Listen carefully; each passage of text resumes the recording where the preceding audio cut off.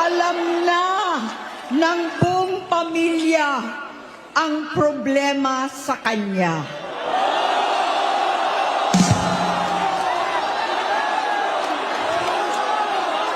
Sa totoo lang, mababasa naman ng lahat ang mga testimonya ng aking ama patungkol sa kanyang ugali at gawain. Noon, dahil may tatay pa kami, hindi ko pa siya responsibilidad. Noong tumatanda, ay mas naging nakakabahala. Batid ko na nagda-drug siya.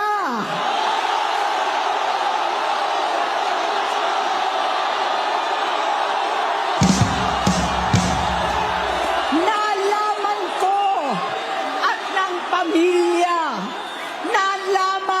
pamilya, seryoso ito. Minsan, kami ng Presidential Guard at Metro Gompa ang naglilinis tuwing nagpa-party po sila.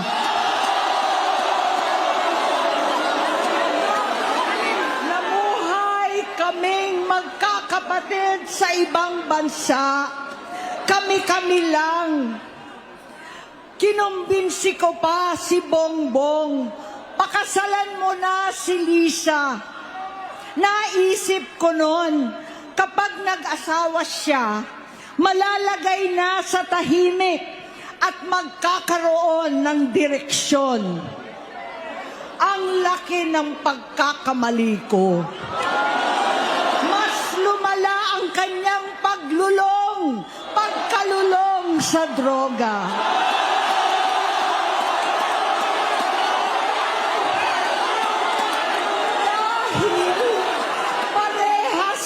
Silang mag-asawa.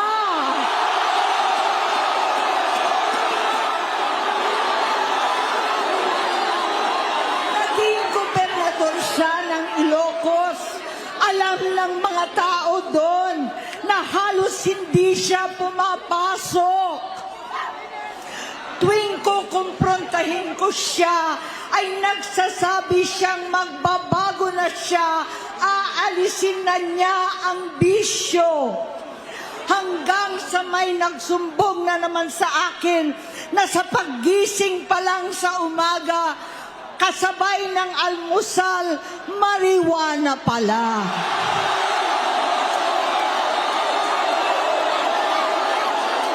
Maghapon sila. Lahat sila nagiinuman at gumagamit ng cocaine.